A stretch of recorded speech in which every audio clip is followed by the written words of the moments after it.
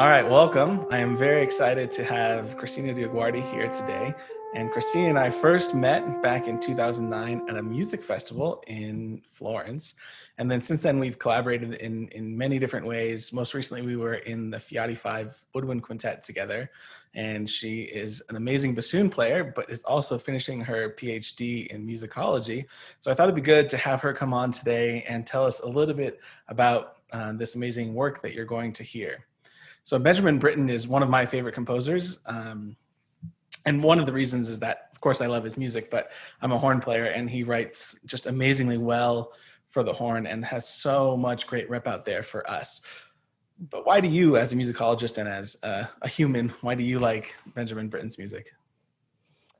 I mean, I've always been a huge fan of Britten, not because he loves the bassoon, because he doesn't really love the bassoon. He doesn't really feature the bassoon very much. So I did not come to know Britten's music as a performer, but I came to know it as someone who was looking at music and also listening to music, right? As an audience member. No one can forget the first time they hear Britten songs, especially, the Serenade for Tenor, Horn, and Strings and his opera. And I mean, it captivates you. And I think that sums up the reason why I love Britten is that he's a human when he composes.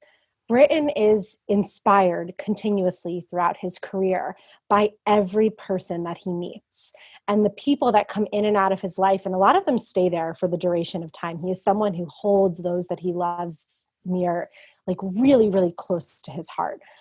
He is constantly shaping works around people who inspire him and dedicating works for people who have impacted him or for someone whose memory he wants to preserve. And I think what you pointed out, right, his compositions for horn, he had a horn player whom he loved and a tenor whom he loved and wrote this incredible output of music for the two of them that completely encapsulates not only his love for them, but his love for the art form. And how can you not love a composer who puts every single, drip of personal sweat and heartbreak and anguish and emotion and joy into every single work he composes? And that's not an exaggeration.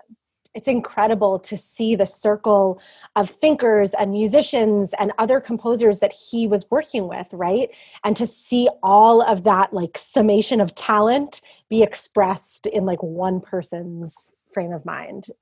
He really is such an incredible thinker and composer and feeler, like a feeler of human emotion. I know that's a weird way to phrase it, but I can't think of a better way to put Britten's music. He put his whole heart and his whole sense of being into his entire output.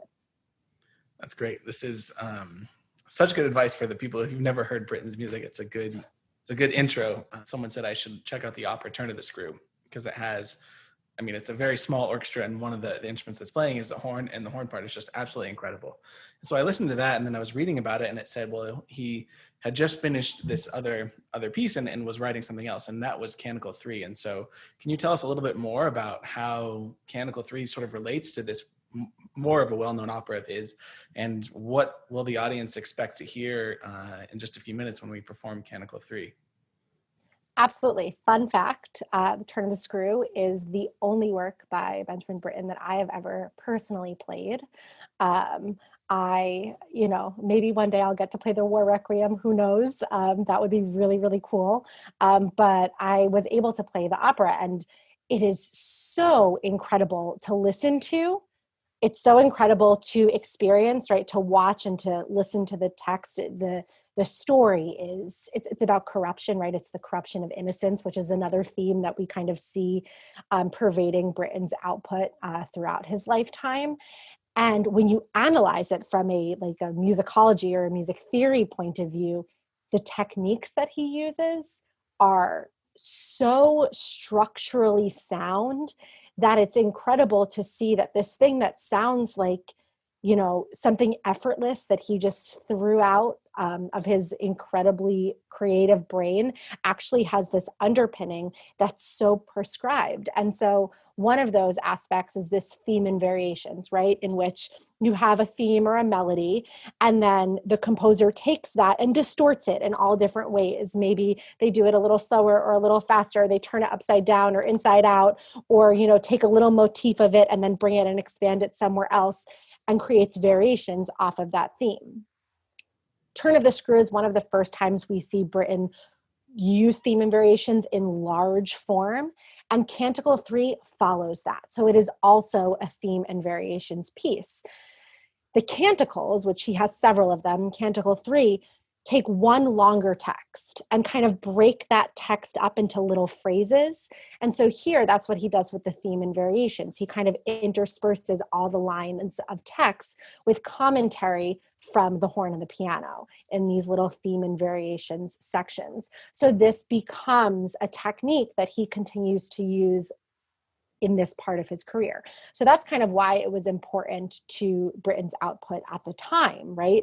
Is that he's starting a new compositional style. He has, a new techniques that he is using in his works going on. He actually has, and I have it written down here, so I don't misquote him, but in an interview, he acknowledges that The Turn of the Screw and Canticle 3, quote, brought him to the threshold of a new musical world, end quote. So he personally states, I've been doing stuff for a while like this, now we're going to do it like this. So it's a marked change in his compositional style. Britten, again, he was not setting texts about, butterflies and unicorns galloping through the gardens. He is setting texts that deal with the reality of human life, with the corruption of innocence, with the destruction of war, with the emotional suffering of loss.